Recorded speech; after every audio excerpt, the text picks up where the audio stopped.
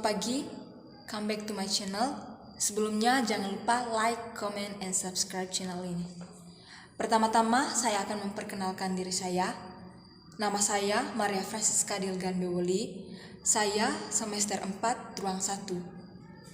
Pada kesempatan ini saya akan menjelaskan sebuah materi kuliah yaitu pendidikan anti korupsi dengan tema gerakan, kerjasama, dan instrumen internasional pencegahan korupsi.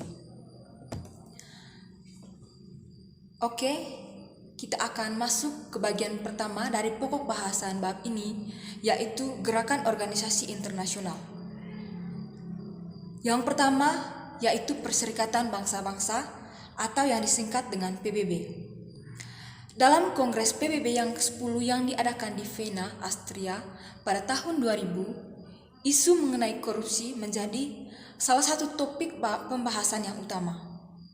Dalam resolusi 54/128 of 17 Desember 1999 di bawah judul Action Against Corruption, Majelis Umum PBB menegaskan perlunya pengembangan strategi global melawan korupsi dan mengundang negara-negara anggota PBB untuk melakukan review terhadap seluruh kebijakan serta peraturan perundang-undangan domestik masing-masing negara untuk mencegah dan melakukan kontrol terhadap korupsi itu sendiri. Pemberantasan korupsi harus dilakukan dengan pendekatan multidisiplin atau multidisciplinary approach, dengan memberikan penekanan pada aspek dampak buruk dari korupsi dalam berbagai level atau tingkat. Pemberantasan juga dilakukan dengan mengeluarkan kebijakan pencegahan korupsi baik tingkat nasional maupun internasional, mengembangkan cara atau praktik pencegahan, serta memberikan contoh pencegahan korupsi yang efektif di berbagai negara. Ada berbagai ragam rekomendasi baik untuk pemerintah, aparat penegak hukum, parlemen terutama di sini adalah DPR, sektor privat dan masyarakat sipil atau civil society juga dikembangkan. Kesemuanya harus disertai dengan yang pertama adanya kemauan politik yang kuat dari pemerintah atau strong political will. Yang kedua adanya keseimbangan kekuasaan antara badan legislatif, eksekutif, dan peradilan. Yang ketiga pemberdayaan masyarakat sipil. Dan yang keempat yaitu adanya media yang bebas dan independen yang dapat memberikan akses informasi kepada publik Bank Dunia. Yang kedua adalah Bank Dunia.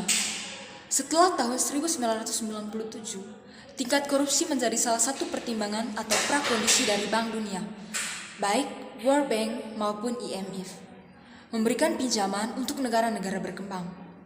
Untuk keperluan ini, World Bank Institute mengembangkan Anti-Corruption Care yang merupakan salah satu program yang bertujuan untuk menanamkan awareness mengenai korupsi dan pelibatan masyarakat sipil untuk pemberantasan korupsi, termasuk menyediakan sarana bagi negara-negara berkembang untuk mengembangkan rencana aksi nasional untuk memberantas korupsi.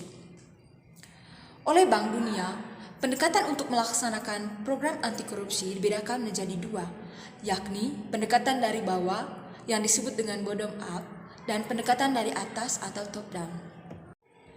Mengenai pendekatan dari bawah ini berangkat dari adanya 5 asumsi. Yang pertama yaitu semakin luas pemahaman atau pandangan mengenai permasalahan yang ada. Yang kedua, network yang baik yang dibuat oleh World Bank akan lebih membantu pemerintah dan masyarakat sipil. Yang ketiga, perlu penyediaan data mengenai efisiensi dan efektivitas. Yang keempat, pelatihan-pelatihan yang diberikan yang diambil dari toolbox yang disediakan oleh World Bank dapat membantu mempercepat pemberantasan korupsi. Yang terakhir yaitu rencana aksi pendahuluan yang dipilih atau dikonstruksi sendiri oleh negara peserta. Untuk pendekatan dari atas atau top down dilakukan dengan melaksanakan reformasi di segala bidang, baik hukum, politik, ekonomi, maupun administrasi pemerintahan. Pendidikan anti korupsi menjadi salah satu strategi atau pendekatan bottom up yang dikeluarkan oleh pemerintah. Yang ketiga adalah OECD atau Organization for Economic Cooperation and Development. Pada awalnya, kegiatan-kegiatan yang dilakukan OECD hanya melakukan perbandingan atau mereview konsep, hukum, dan aturan di berbagai negara dalam berbagai bidang. Tidak hanya hukum pidana, tetapi juga masalah perdata, keuangan, dan perdagangan, serta hukum administrasi. Pada tahun 1997, Convention on Bribery of Foreign Public Officials in International Business Transactions disetujui.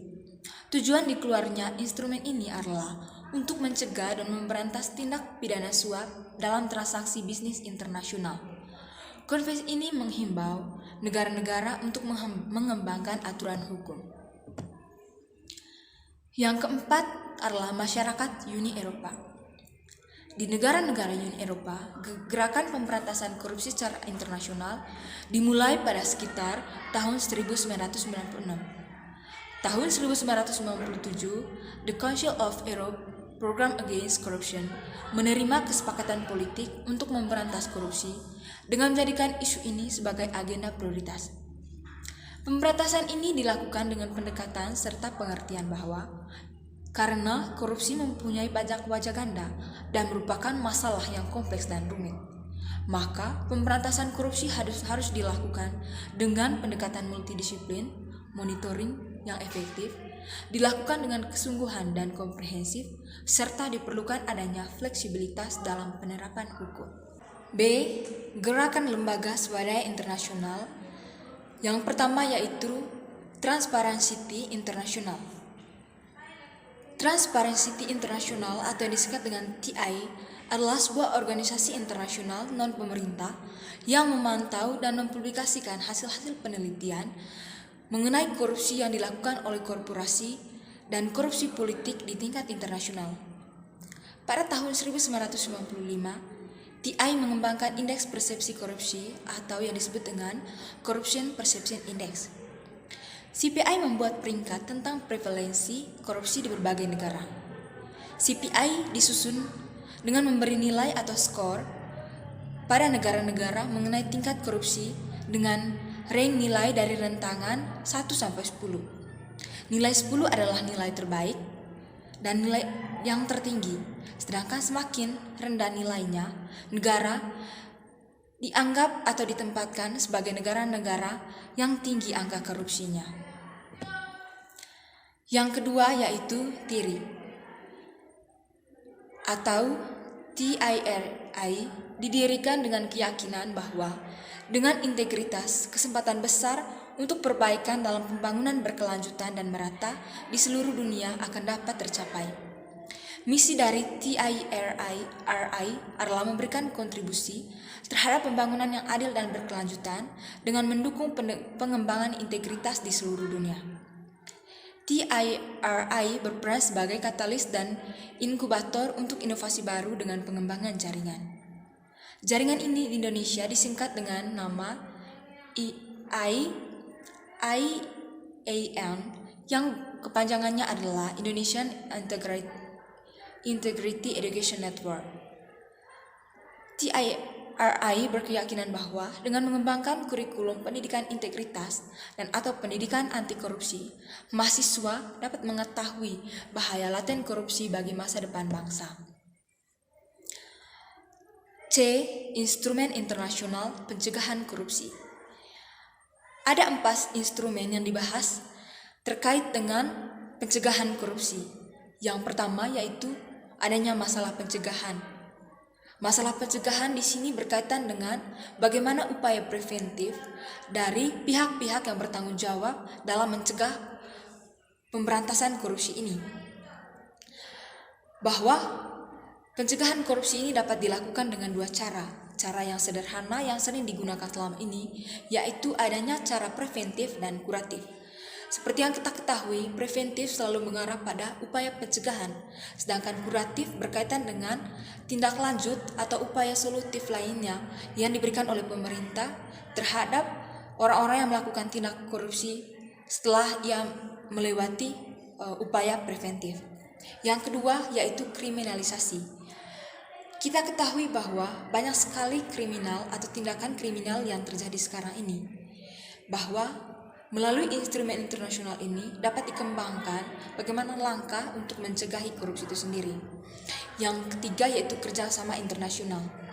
Bahwa pemerintah harus membangun kerjasama yang kuat antara negara-negara untuk mengembangkan dan memperlancar tindakan pencegahan terhadap korupsi yang sedang melanda. Yang keempat yaitu pengembangan aset-aset hasil korupsi. D. Pencegahan korupsi. Dan pencegahan korupsi ini didorong atau belajar dari negara lain. Salah satu negara yang diambil sebagai contoh adalah India. India adalah salah satu negara demokratis yang dapat dianggap cukup sukses memerangi korupsi. Meskipun korupsi cukup banyak ditemui, dari daftar peringkat negara-negara yang disurvei oleh Transparansi Internasional atau TI, India menempati ranking lebih baik daripada Indonesia. Di India, polisi menduduki ranking pertama untuk lembaga yang terkorup, diikuti oleh pengadilan dan lembaga pertahanan. Dari survei TI pada tahun 2007, India menempati peringkat 72, sama kedudukannya dengan Cina dan Brasil. Ada penyebab korupsi menurut Tumala. Dia mengatakan bahwa ada dua alasan mengapa seseorang melakukan korupsi. Alasan tersebut yaitu adanya kebutuhan atau yang disebut dengan need dan keserakahan atau greed. Penyebab yang kedua yaitu minimnya role models atau pemimpinan yang dapat dijadikan panutan dan kurangnya political will dari pemerintah untuk memerangi korupsi itu sendiri. Yang ketiga yaitu lambatnya mekanisme investigasi dan pemeriksaan pengadilan sehingga memerlukan lembaga netral yang independen untuk memberantas korupsi. Selain India, salah satu lembaga pemberantasan korupsi yang cukup sukses memberantas korupsi adalah Independent Commission Against Corruption di Hong Kong. Tony Kwok, mantan komisaris ECIC, semacam KPK di Hong Kong, menyatakan bahwa salah satu kunci sukses pemberantasan korupsi adalah adanya lembaga anti korupsi yang berdedikasi, independen, dan bebas dari politisasi. Faktor-faktor keberhasilan yang dicapai oleh ECIC dalam melaksanakan misinya adalah sebagai lembaga yang independen, dia bertanggung jawab langsung pada kepala pemerintahan. Prinsipnya, pada saat lembaga ini mencurigai adanya dugaan korupsi, maka langsung melaksanakan tugasnya tanpa ragu atau takut. Strategi yang ditempuh oleh ICAC Hong Kong dalam memberantas korupsi dijalankan melalui 3 cabang kegiatan, yaitu penyelidikan, pencegahan, dan adanya pendidikan. Melalui pendidikan diharapkan masyarakat semakin paham peran mereka bahwa keikutsertaan mereka atau partisipasi mereka dalam memerangi korupsi merupakan kunci utama keberhasilan pemberantasan korupsi. Dalam penjelasan Undang-Undang Nomor 7 Tahun 2006 ditunjukkan arti penting dari ratifikasi konvensi tersebut, yaitu yang pertama, untuk meningkatkan kerjasama internasional, khususnya dalam melacak, membekukan, menyita, dan mengembalikan aset-aset hasil tindak pidana korupsi yang ditempatkan di luar negeri. Yang kedua, meningkatkan kerjasama internasional dalam mewujudkan data pemerintahan yang baik. Yang ketiga, meningkatkan kerjasama internasional dalam pelaksanaan perjanjian ekstradisi, bantuan hukum timbal balik, penyerahan narapidana, pengalihan proses pidana, dan kerjasama penegak hukum. Yang keempat, mendorong terjalinnya kerjasama teknis dan pertukaran informasi dalam pencegahan dan pemberantas tindak pidana korupsi di bawah payung kerjasama, pembangunan ekonomi, dan bantuan teknis pada lingkup bilateral, regional, dan multilateral. Yang terakhir yaitu perlunya harmonisasi peraturan perundang-undangan nasional dalam pencegahan dan pemberantasan korupsi. Saya berpikir itu saja. Cukup sekian dan terima kasih. Saya mengucapkan terima kasih atas perhatian dari teman-teman sekalian. Semoga video kecil ini dapat bermanfaat bagi kita semua.